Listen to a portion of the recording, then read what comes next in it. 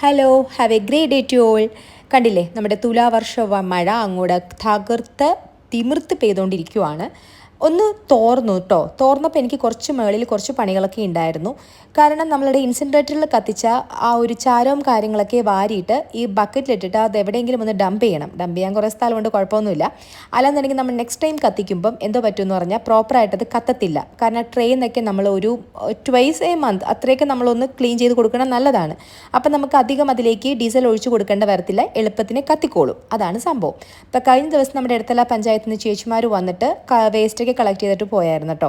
പക്ഷേ ഇവിടെ ഇത് എടുക്കത്തില്ല കേട്ടോ, സാനിറ്ററി നാപ്കിൻസ് ഒന്നും പഞ്ചായത്തിൽ എടുക്കത്തില്ലല്ലോ. അത് പിന്നെ അങ്ങനെയാണല്ലോ, അപ്പം നമ്മളത് കത്തിക്കും, അത്രയേ ഉള്ളൂ.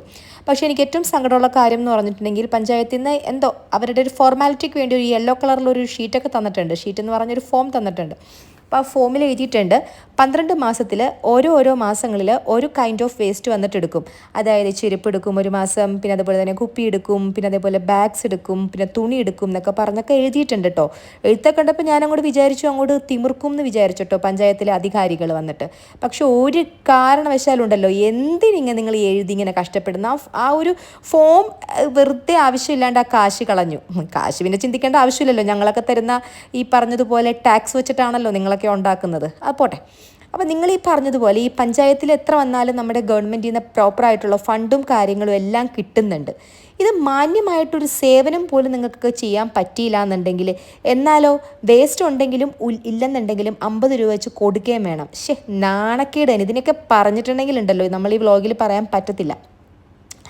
കാരണം എന്ന് പറഞ്ഞിട്ടുണ്ടെങ്കിൽ ഞാൻ ആ ചേച്ചിമാരോട് ചോദിച്ചു, ചേച്ചി ചെരുപ്പൊക്കെ ഒരുപാടുണ്ട്, കാരണം നമുക്ക് മക്കളൊക്കെ ഉള്ളപ്പോൾ മക്കളുടെ കാല് വലുതാവത്തില്ല. അപ്പോൾ ഈ പണ്ടത്തെ ചെരുപ്പൊക്കെ ഞാൻ ഈ കൂട്ടി വെച്ചിട്ട് എന്തോ ചെയ്യാനാണ്. അപ്പോൾ ആ ചേച്ചിമാർ പറഞ്ഞതെന്ന് പറഞ്ഞിട്ടുണ്ടെങ്കിൽ, എൻ്റെ പൊന്നു മോളെ പഞ്ചായത്തിൽ പറഞ്ഞു, ഈ പഞ്ചായത്തിലെ ആളുകളൊക്കെ വിളിച്ചു ചോദിക്കുന്നുണ്ടല്ലോ. കാരണം ഈ പറഞ്ഞതുപോലെ ഈ ഇടത്തല പഞ്ചായത്തിൽ ഒരുപാട് വില്ല കോമ്പൗണ്ട്സ് ഉണ്ട്. അപ്പോൾ ഒക്കെ മിക്കവരും ഈ പുറത്തുനിന്നൊക്കെ വന്ന് താമസിക്കുന്നവരാണ്. അപ്പോൾ അവർക്കാണെന്നുണ്ടെങ്കിൽ ഈ പുറത്ത് താമസിക്കുമ്പോൾ നമ്മളതെല്ലാം ടേസ്റ്റ് ചെയ്ത് വന്നവരാണ്. ഈ പറഞ്ഞതുപോലെ വേസ്റ്റ് മാനേജ്മെൻറ്റും കാര്യങ്ങളൊക്കെ നമ്മളുടെ ഈ ഒരു പഞ്ചായത്ത് ഏരിയയിലാണ് ഇത്രയും വേസ്റ്റ് ആയിട്ടുള്ളത്. അല്ലാതെ കോർപ്പറേഷൻ്റെ അണ്ടറിൽ അതൊക്കെ പ്രോപ്പറായിട്ട് നടക്കുന്നുണ്ട്, മാനേജ്മെൻറ്റ് സിസ്റ്റവും കാര്യങ്ങളൊക്കെ. അപ്പം വിവരവും വിദ്യാഭ്യാസവും ഉള്ളവരൊക്കെ വരുമ്പോൾ അവരൊക്കെ വിളിച്ച് ചോദിക്കും പഞ്ചായത്തിലിരിക്കുന്നവരെ. അപ്പോൾ പാവപ്പെട്ട ചേച്ചിമാരോട് പറഞ്ഞത്രേ, നിങ്ങൾ ആ വേസ്റ്റൊക്കെ എടുത്തോ, ചെരുപ്പൊക്കെ എടുത്തോ, എന്നിട്ട് എവിടെയെങ്കിലും കൊണ്ടുവന്ന് ഡംപ് ചെയ്താൽ മതി എന്ന് പറഞ്ഞെന്ന് എന്നതാണ് ചേച്ചിമാർ ഞങ്ങളോട് പറഞ്ഞത്, എന്നോട് പറഞ്ഞത്. പക്ഷേ എൻ്റെ ഹസ്ബൻഡ് കേട്ടപ്പോൾ പറഞ്ഞു, ചേച്ചിമാർ വെറുതെ തള്ളിയതായിരിക്കും എന്ന് പറഞ്ഞു. എനിക്ക് എന്താണെന്ന് അറിയത്തില്ല. പക്ഷേ ചേച്ചിമാരാണോ അല്ലെന്നുണ്ടെങ്കിൽ അവിടെ ഇരിക്കുന്ന സാറുമാരാണോ ആരാണെന്നുണ്ടെങ്കിലും ഞങ്ങൾ എന്താ ചെയ്യേണ്ടത്? നിങ്ങളത് പ്രോപ്പറായിട്ട് സംസാരിച്ച്, നിങ്ങൾ ഈ പറഞ്ഞതുപോലെ ഗവൺമെൻറ്റിനോട് സംസാരിച്ചിട്ട് അത് ഞങ്ങൾക്ക് ചെയ്തു തരേണ്ട കാര്യമല്ലേ. അല്ലാതെ ഈ പറഞ്ഞതുപോലെ വീട്ടിലിരിക്കുന്ന ഞങ്ങളിതൊക്കെ വെച്ചിട്ട് എന്തോ ചെയ്യും? എന്നാലോ കറക്റ്റായിട്ട് പിരിപ്പിക്കാനും അതുപോലെ തന്നെ ഇലക്ഷൻ സമയത്ത് വോട്ട് ചോദിക്കാനും വരെയും ചെയ്യും. ഈ പറഞ്ഞതുപോലെ നമുക്ക് ഉപകാരമില്ലാത്ത ഒരു കാര്യത്തിന് നമ്മൾ ക്യൂ നിന്നിട്ട് ഇവർക്കൊക്കെ വോട്ട് ചെയ്ത് ഇവരെയൊക്കെ വിജയിപ്പിച്ചിട്ട് നമുക്ക് എന്ത് പ്രയോജനമാണോ ഉള്ളത് ശരിക്കും, അല്ലേ? കഷ്ടമാണ്. ഇപ്പം ഞാനൊരാൾ നിന്നിട്ട് ഇവർക്ക് പ്രസംഗിച്ചിട്ടുണ്ടെങ്കിൽ ഒന്നും നടക്കാൻ പോകുന്നൊന്നുമില്ല. ഇവിടെ ആളുകളൊക്കെ ചോദ്യം ചെയ്യുന്നുണ്ട് കേട്ടോ. ഇവിടെ വന്ന പുതിയ ആളുകൾ എല്ലാവരും ചോദ്യം ചെയ്യും. അതുകൊണ്ട് ഇവിടെ പഞ്ചായത്തിൻ്റെ അല്ലാത്ത ഈ പ്ലാസ്റ്റിക് വേസ്റ്റും കാര്യങ്ങളൊക്കെ എടുക്കുമ്പം വേറെ ഇതൊന്നുമില്ല കേട്ടോ. അവർ ഉടനെ എടുത്തിട്ട് പോകും. കൂടുതൽ സോർട്ട് ഔട്ട് ചെയ്തിട്ട് പുറത്തോട്ടിടലൊന്നുമില്ല. കാരണം കുറേ പേര് കംപ്ലയിൻറ്റ് ചെയ്തു, ഒരു വേസ്റ്റ് എടുക്കാൻ വരുമ്പോൾ പുറത്തേക്ക് ഇട്ടിട്ടുണ്ടെന്നുണ്ടെങ്കിൽ പിന്നെ അവിടെ ഇവിടെ കിടക്കുമ്പോൾ നമുക്ക് ബുദ്ധിമുട്ടല്ലേ അവർ പോയി കഴിയുമ്പം. അപ്പോൾ അതൊക്കെ അതുകൊണ്ട് അത് വേറെ ഒന്നല്ല, പുറത്തുനിന്ന് ഒരുപാട് പേര് വരുന്നുണ്ട്. ഒരു സ്ഥലത്തിൻ്റെ ഡെവലപ്മെൻറ്റ്സ് എന്ന് പറഞ്ഞിട്ടുണ്ടെങ്കിൽ ഒരുപാട് വരുത്തന്മാർ വരണം. വരുത്തന്മാരെന്ന് പറഞ്ഞിട്ടുണ്ടെങ്കിൽ ആ സ്ഥലത്തുള്ളവരല്ലാണ്ട് കുറച്ച് പുറത്ത് ആൾക്കാർ വന്നാലേ ആ ഒരു വ്യത്യാസങ്ങൾ വരത്തുള്ളൂ. പക്ഷേ ഇപ്പോഴും ഈ പറഞ്ഞതുപോലെ ആ യെല്ലോ കളറിൽ പേപ്പറിൽ മെൻഷൻ ചെയ്തിരിക്കുന്നത് പോലെ ഈ പ്ലാസ്റ്റിക് വേസ്റ്റ് കൂടാതെ ഒരൊറ്റ വേസ്റ്റ് പോലും എടുക്കുന്നില്ല എന്നുള്ളതാണ് സത്യം. കഷ്ടമാണ് കാര്യം കേട്ടോ. അത് ശരിക്കും എന്ന് പറഞ്ഞാൽ ഞങ്ങൾ എന്ത് ചെയ്യും? എന്നാലും റോട്ടിൽ മൊത്തം എഴുതി വെക്കുകയും ചെയ്യും, ഇവിടെ വേസ്റ്റ് നിക്ഷേപിക്കരുത്, ഇവിടെ വേസ്റ്റ്. പിന്നെ ഞാനിതൊക്കെ ഞാനെന്നല്ല, ഒരുപാട് പേരുടെ ചോദ്യമാണ്. കാരണം നമുക്ക് ഇൻസിൻറേറ്ററിലിട്ട് ചെരുപ്പൊന്നും കത്തിക്കാനൊന്നും പറ്റത്തില്ല. തുണികളൊക്കെ കത്തിക്കാനൊക്കെ പറ്റും, അല്ലാണ്ട് ചെരുപ്പൊന്നും കത്തിക്കാൻ പറ്റത്തില്ല. എനിക്കൊന്നും അറിയത്തില്ല, ഇനിയിപ്പോൾ എന്തെങ്കിലും ചേഞ്ച് വരുമായിരിക്കും. അങ്ങനെ അപ്പോൾ അതാണ് ഒരു സങ്കടം. ഇതിനൊക്കെ പറഞ്ഞാൽ നിങ്ങൾ ഇപ്പം ഈ വില്ല കോമ്പൗണ്ട് പുക്കാട്ടുപടി എന്നൊക്കെ വരുമ്പം അങ്ങനെയൊക്കെ കേട്ടൊക്കെ വരുന്നവരൊക്കെ ആണെങ്കിൽ അതൊക്കെ ഒന്ന് ആലോചിക്കുക. പ്രത്യേകിച്ചെന്ന് പറഞ്ഞിട്ടുണ്ടെങ്കിൽ നമ്മൾ വിചാരിക്കുന്നതെന്ന് പറഞ്ഞിട്ടുണ്ടെങ്കിൽ പഞ്ചായത്ത് ഏരിയയിലോട്ടൊക്കെ വരുമ്പോൾ കുറച്ച് നമ്മുടെ ചിലവൊക്കെ കുറയും, കുഴപ്പമൊന്നും ഉണ്ടാവില്ല. വെറുതെ ആണ് കേട്ടോ. ഞങ്ങൾ ഇൻസിൻറേറ്ററൊക്കെ വെച്ചപ്പോൾ തന്നെ 10-28 രൂപ അതിന് മാത്രമായി. പിന്നെ അല്ലാണ്ട് തന്നെ നമ്മൾ ഫുഡ് വേസ്റ്റ് മാനേജ്മെൻറ്റ് നമ്മൾ വെക്കണം ഇനി. അപ്പോൾ ഒരുപാട് നമുക്ക് എക്സ്ട്രാ ചിലവുകൾ വരുന്നുണ്ട്, മനസ്സിലായില്ലേ? ഇല്ലയെന്നുണ്ടെങ്കിൽ നമുക്ക് ഒരുപാട് സ്ഥലം വേണം. നമുക്കിപ്പോൾ ഞങ്ങളുടെ എന്ന് പറഞ്ഞിട്ടുണ്ടെങ്കിൽ 4 സെൻറ്റ് ഞങ്ങൾക്ക് ഏകദേശം 4 സെൻറ്റ് അടുക്കേ ഉള്ളൂ. അല്ലാതെ ഇപ്പം ഒരു 10 സെൻറ്റൊക്കെ ഉണ്ടെന്നുണ്ടെങ്കിൽ നമുക്ക് മാനേജ്മെൻറ്റ് കുറച്ചും കൂടി ഈസിയാണ്. അതുകൊണ്ട് അങ്ങനെ ചിന്തിക്കുന്നവരൊക്കെ ഉണ്ടെങ്കിൽ പ്രോപ്പറായിട്ട് ചിന്തിക്കുക. ഇപ്പോൾ ഫ്ലാറ്റിലാണെന്നുണ്ടെങ്കിൽ നമുക്ക് ഈ പറഞ്ഞതുപോലെ മാനേജ്മെൻറ്റും കാര്യങ്ങളൊക്കെ കറക്റ്റ് ആണെന്നുണ്ടെങ്കിൽ നമ്മളൊരു കോമൺ എക്സ്പെൻസ് നമ്മളൊരു 5,000 ഒക്കെ കൊടുക്കണം. അത് മറ്റൊരു കാര്യം. എല്ലാത്തിനും അതിൻ്റേതായ നല്ലതും ചീത്തവശങ്ങളും ഉണ്ട്. അപ്പോൾ പഞ്ചായത്തിലേക്ക് വരുമെന്ന് കരുതിയിട്ട് ചിലവ് കുറയുമെന്ന് കരുതി ആരും വരാൻ നിൽക്കണ്ട എന്നുള്ളതാണ് ഞാൻ പറഞ്ഞത് കേട്ടോ. ഇത് അനുഭവം ഉള്ളതാണ് ഞാൻ പറയുന്നത്, അല്ലാതെ ഉണ്ടാക്കി പറയുന്നതൊന്നുമല്ല, നിങ്ങൾക്കറിയാമല്ലോ. അപ്പോൾ അങ്ങനെ വേറെ പ്രശ്നങ്ങളൊന്നുമില്ല. പിന്നെ ഞങ്ങളുടെ റെസിഡൻഷ്യൽ ഏരിയ അടിപൊളിയാണ് കേട്ടോ, യാതൊരു കുഴപ്പമൊന്നുമില്ല. നമുക്ക് ഈസി ആയിട്ട് ലേഡീസിന് ഒറ്റയ്ക്ക് താമസിക്കാം, നോ വറീസ്. എന്തോ റിഫ്രഷ്ഡ് ആയ പോലെ, ദ ഹോൾ സിസ്റ്റം റിഫ്രഷ്ഡ് ആയിട്ടുള്ള ഒരു ഫീലിംഗ് കേട്ടോ. എന്തും ചെയ്യാൻ ഭയങ്കര ഒരു താല്പര്യമുണ്ട് കേട്ടോ.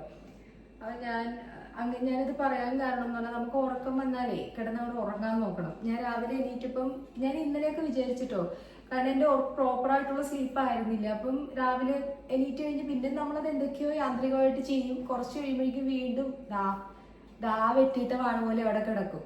പക്ഷെ രാവിലെ അത്യാവശ്യം സ്ലീപ്പ് കഴിഞ്ഞിട്ടാണ് ഞാനിപ്പോൾ എണീറ്റ് വന്നതല്ലോ. സെക്കൻഡറി സ്ലീപ്പ് കഴിഞ്ഞിട്ട് എണീറ്റ് വന്നു കഴിഞ്ഞ് എല്ലാം കിച്ചണും എല്ലാം ക്ലീനാണ്. എനിക്ക് അങ്ങനത്തെ ചില പ്രശ്നങ്ങളുണ്ട്, എല്ലാ ഏരിയയും ക്ലീൻ ആയിട്ട് കാണണം കേട്ടോ. അപ്പോൾ ക്ലീനാണ്. അപ്പം ഇനി അടുത്ത, അതായത് പിള്ളേർ വരുമ്പോൾ ഉള്ള ആ ഒരു പ്രിപ്പറേഷൻസ്, മീൽ പ്രിപ്പറേഷൻ. അപ്പം ഞാൻ കരുതി നമുക്ക് അവർക്ക് വേണ്ടിയിട്ട് ഗീ റൈസും അതേപോലെ തന്നെ ചിക്കൻ ഫ്രൈയും ഉണ്ട്, ചിക്കൻ മസാല ഇട്ട് വെച്ചിട്ടുണ്ട്. അപ്പോൾ അതും കൂടെ പ്രിപ്പയർ ചെയ്യാമെന്ന് കരുതി. പല പ്രാവശ്യം ഞാൻ കാണിച്ചതാണ്. ഞാൻ ഉണ്ടാക്കുന്ന ഗീ റൈസ് എന്ന് പറഞ്ഞിട്ടുണ്ടെങ്കിൽ സാധാരണ വീടുകളിൽ ഉണ്ടാക്കുന്നത് പോലെ എന്താ പറയണത്, ഒത്തന്റിക് ആയിട്ടുള്ള സ്റ്റൈലൊന്നും അല്ല. അവരുടെ ഒരു ടേസ്റ്റിലാണ് ഉണ്ടാക്കണം. അവർക്കിങ്ങനെ മറ്റേ ഹോൾ സ്പൈസസ് ഒന്നും വലിയ കാര്യമല്ല. അപ്പം സ്പൈസസ് എല്ലാം കൂടെ പൗഡേർഡ് ആക്കിയ സ്പൈസസ് വെച്ചിട്ടാണ് ഞാൻ ഉണ്ടാക്കാറുള്ളത്. അല്ലാണ്ട് ഹോൾ സ്പൈസസ് ഞാൻ കുക്കറിൽ ഇടാറില്ല, അവർക്കത് ഇഷ്ടമല്ല. അപ്പം അങ്ങനത്തെ നമുക്ക് പരിപാടി ചെയ്യാം. നെയ്ച്ചോറും പിന്നെ അതേപോലെ തന്നെ ചിക്കൻ ഫ്രൈയും ഉണ്ടാക്കാം. ഓക്കെ, അപ്പൊ ഇന്നത്തെ വീഡിയോ എന്താന്ന് പറഞ്ഞിട്ടുണ്ടെന്നുണ്ടെങ്കിൽ നന്നാവാൻ തീരുമാനിക്കുന്നു എന്നത് വേണം പറയാൻ.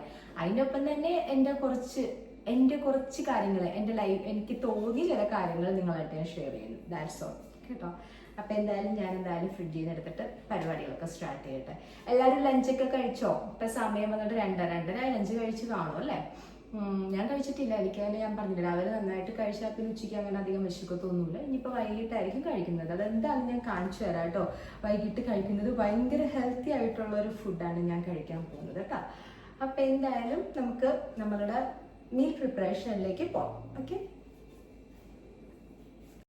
ഇപ്പം കണ്ടില്ലേ, ഇന്നിപ്പോൾ മൊത്തത്തിലൊരു എനർജറ്റിക് ആയിട്ടുള്ള ഒരു ദിവസമായിരുന്നു. അപ്പം എന്താണെങ്കിലും നമുക്കിനിയിപ്പം മക്കൾ വരാറായത് കൊണ്ടിട്ട് ഏകദേശം നമുക്ക് ഫുഡൊക്കെ നമുക്ക് ഉണ്ടാക്കി തുടങ്ങാം. അപ്പോൾ ചിക്കൻ ഫ്രൈ ചെയ്യാൻ ഞാൻ പുറത്ത് വെച്ചിട്ടുണ്ടായിരുന്നില്ല, അതുകൊണ്ട് ചിക്കൻ നല്ല കട്ടയ്ക്ക് പിടിച്ചിരിക്കുന്നുണ്ട് കേട്ടോ. ഞാൻ അങ്ങോട്ടും ഇങ്ങോട്ടും മസിൽ പിടിച്ചിരിക്കുവാണ്. കുഴപ്പമൊന്നുമില്ല, തണുപ്പായതുകൊണ്ടേ പുറത്തും തണുപ്പായതുകൊണ്ടിട്ട് പെട്ടെന്ന് അങ്ങോട്ട് അത് മെൽറ്റ് ആവത്തില്ല, ഐസ് പോകത്തില്ല. അപ്പോൾ അതവിടെ ഇരിക്കട്ടെ. നമുക്ക് എന്തായാലും ഈസി ആയിട്ട് നമ്മളുടെ ഗീ റൈസ് ഉണ്ടാക്കാം കേട്ടോ. അപ്പോൾ ഗീ റൈസ് ഉണ്ടാക്കുന്ന കഥയൊന്നും ഞാൻ അങ്ങനെ പറയേണ്ട കാര്യമൊന്നുമില്ലല്ലോ, എല്ലാവർക്കും അറിയാമല്ലോ. അപ്പം വേറൊരു കാര്യം പറയാട്ടോ. കഴിഞ്ഞ ദിവസം ഒരു കമൻറ്റ് കേട്ടോ, എനിക്ക് കമൻറ്റ് എന്ന് പറഞ്ഞാൽ ലേഡി എനിക്ക് കണ്ടിന്യൂസ്ലി അവർ കമൻറ്റ് ചെയ്യാറുണ്ട്. എനിക്ക് അറിയത്തില്ല അവർ നൊസാണോ എന്താണെന്ന് എനിക്കറിയത്തില്ല. അപ്പം എൻ്റെ ഷോർട്സ് ആണല്ലോ പൊതുവെ അന്താരാഷ്ട്ര പ്രശ്നം, അതാണല്ലോ കുഴപ്പം. ഐ ഡോണ്ട് കെയർ, എനിക്കൊരു പ്രശ്നമൊന്നുമില്ല, എൻ്റെ ഹസ്ബൻഡിനും പ്രശ്നമില്ല. അപ്പോൾ അവർ പറഞ്ഞത് കഴിഞ്ഞ പ്രാവശ്യത്തെ കമൻറ്റ് ഇതായിരുന്നു, ഭർത്താവില്ലാത്തതല്ലേ എന്ന്, ആണുങ്ങളല്ലേ കാണുന്നതെന്ന്. എന്തുവാ, എൻ്റെ ഭർത്താവ് ജീവിച്ചിരിക്കുന്നുണ്ട് കേട്ടോ, അയാൾക്ക് കണ്ണുണ്ട്, ചെവിയുണ്ട്, ഒരു പ്രശ്നമൊന്നുമില്ല, അയാൾ കാണുന്നുണ്ട്. ഞാൻ യൂട്യൂബിലാണ് ഇടുന്നത്. യൂട്യൂബ് എന്ന് പറഞ്ഞിട്ടുണ്ടെങ്കിൽ എൻ്റെ അമ്മച്ചി വേൾഡ് വൈഡായിട്ടൊരു സാധനമുണ്ട്, അത് എവിടെ ഇരുന്നാണെങ്കിലും കാണാം. പിന്നെ അതുപോലെ തന്നെ ഇത് പെയ്ഡ് സൈറ്റൊന്നും അല്ലത്. ഭർത്താവിന് എപ്പോൾ വേണമെങ്കിലും തുറന്നു നോക്കാം. ഭർത്താവ് ഉള്ളപ്പോഴും ഞാൻ ഇങ്ങനത്തെ വേഷങ്ങളാണ് ഇടുന്നത്. ഈ പറഞ്ഞതുപോലെ ഞാൻ എന്ത് വേഷം ധരിക്കണം, എന്ത് തിന്നണം എന്നൊക്കെ അമ്മച്ചിയല്ല തീരുമാനിക്കണം. അമ്മച്ചിക്ക് കമൻറ്റ് പറയാം, ഒരു പ്രശ്നമില്ല. അമ്മച്ചി കമൻറ്റ് ഇക്കോളൂ, ഒരു കുഴപ്പമില്ല. അമ്മച്ചി കണ്ടോളൂ, അമ്മച്ചി കാണണം. അമ്മച്ചി കണ്ടാലല്ലേ എനിക്കങ്ങ് ഡോളർ കയറത്തുള്ളൂ. അമ്മച്ചി കണ്ടോ, ഒരു കുഴപ്പമൊന്നുമില്ല. പക്ഷേ അമ്മച്ചി വിചാരിക്കല്ലേ കേട്ടോ, ഭർത്താവില്ലെന്ന് വിചാരിക്കല്ലേ, വെറുതെ നാട്ടുകാരെ കൊണ്ട് അതൊക്കെ പറയിപ്പിക്കല്ലേ. നമ്മൾ ഡിവോഴ്സ് ഒന്നും അല്ല കേട്ടോ, നമ്മുടെ ഭർത്താവുണ്ട് അമ്മച്ചിയുടെ. പക്ഷേ അമ്മച്ചിയുടെ പേര് ഷീല സാം എന്നാണ്. ആ സാം തന്നെയാണ് എൻ്റെ ഭർത്താവിൻ്റെ പേര്. അതൊരു സങ്കടം മാത്രമേ എനിക്കുള്ളൂ. അപ്പോൾ ഓക്കെ, അപ്പോൾ ഞാൻ കൂടുതൽ പേരെടുത്ത് പറയുന്നില്ല. ഹസ്ബൻഡ് നിലവിലുണ്ട് കേട്ടോ, വേറെ കുഴപ്പമൊന്നുമില്ല. ഞങ്ങൾ നല്ല സ്നേഹത്തിലാണ് പോണത്, വേറെ ഇഷ്യൂസും കാര്യങ്ങളൊന്നുമില്ല. കുത്തിരിപ്പൊന്നും ഉണ്ടാകാൻ പോകുന്നില്ല. 15 വർഷമായി കല്യാണം കഴിഞ്ഞിട്ട്, പക്ഷേ ഞങ്ങൾ തമ്മിൽ 10-20 വർഷത്തെ പരിചയമുണ്ട് കേട്ടോ. അതുകൊണ്ട് പുള്ളിക്കാരനറിയാം കേട്ടോ, നമ്മൾ എന്താണ് ഏതാന്നൊക്കെ അറിയാം. പിന്നെ ഈ ഒരു യൂട്യൂബ് ചാനൽ തുടങ്ങിയിട്ടല്ല ഞാൻ ഈ ഷോർട്സ് ഇടാൻ തുടങ്ങിയത് കേട്ടോ, അപ്പോൾ അത് മനസ്സിലാക്കിക്കോ.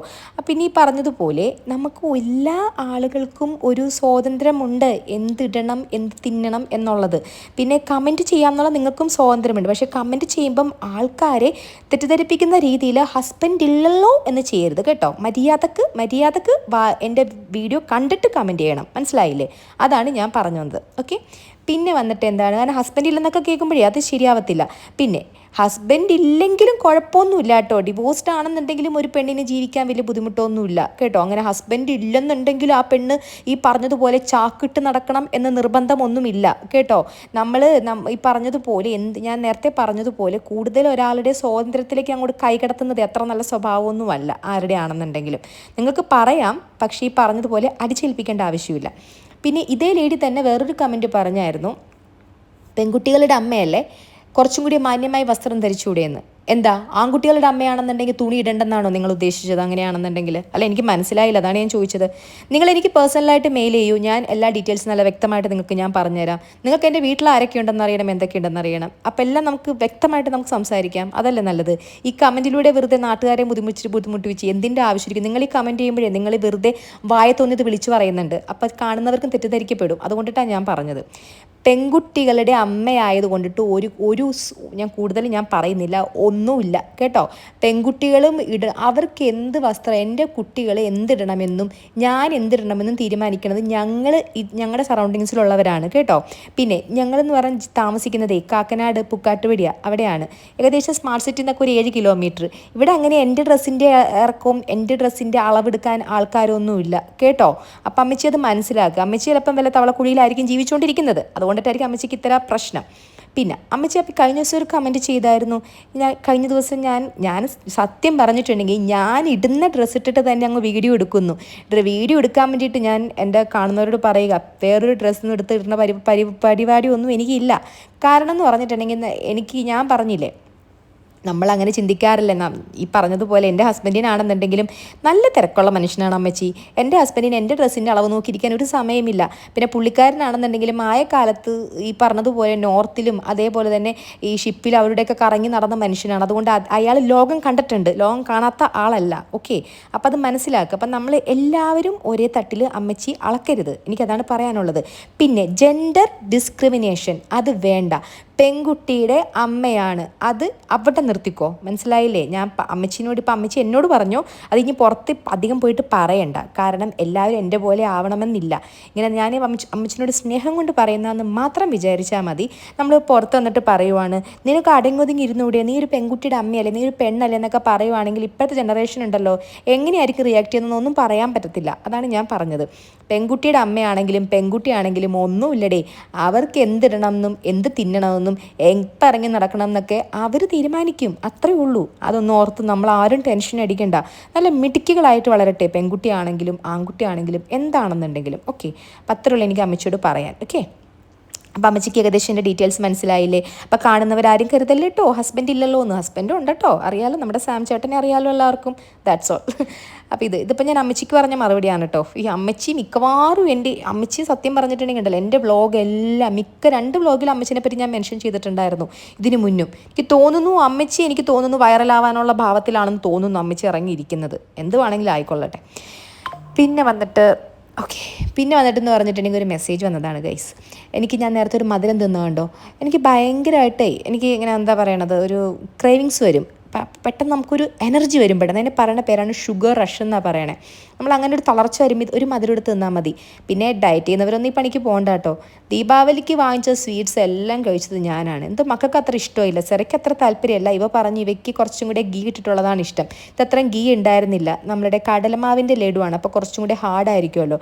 പിന്നെ മറ്റേ ഇതുണ്ടായിരുന്നു, ഓറഞ്ച് കളറിൽ ഉണ്ടായിരുന്നു, അത് ഞങ്ങൾ കഴിച്ചായിരുന്നു. ഇത് അവൾക്ക് വേണ്ട, അപ്പം കളയത്തില്ലല്ലോ, അപ്പം ഞാനെടുത്ത് കഴിക്കുകയാണ്. എന്തായാലും ഡയറ്റൊക്കെ വഴിയിലായി, ഇനിയിപ്പോൾ പതുക്കെയൊക്കെ തുടങ്ങാന്നേ അല്ലേ.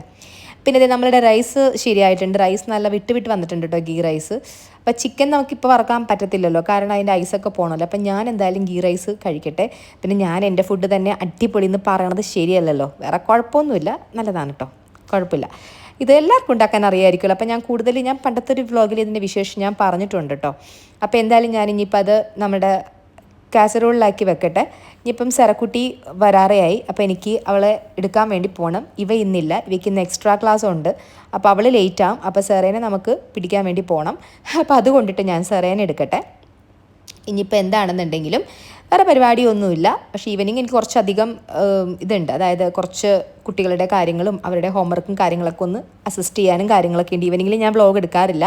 പിള്ളേർ വന്നു കഴിഞ്ഞാൽ ഞാൻ വ്ളോഗ് എടുക്കാറില്ല. പിന്നെ രാത്രി വ്ളോഗ് എടുക്കുന്നത് അവർ ക്ലാസ്സിലത്തെ സമയത്താണ് കേട്ടോ. ക്ലാസ്സുള്ള സമയത്ത് ഞാൻ എടുക്കാറില്ല കേട്ടോ. കാരണം അത് എടുത്തിട്ടുണ്ടെങ്കിൽ നമുക്ക് ശ്രദ്ധ കിട്ടത്തില്ല. ഇത് നിങ്ങൾ എന്താ പിന്നെ ചെയ്യണമെന്ന് നമുക്ക് മനസ്സിലാവത്തില്ല. നമ്മളൊന്ന് ശ്രദ്ധിക്കണമല്ലോ എത്ര വന്നാലും. അതുകൊണ്ട് അപ്പോൾ അത്രയേ കൊള്ളൂ കേട്ടോ. അപ്പം താങ്ക്സ് ഫോർ വാച്ചിങ് മീ.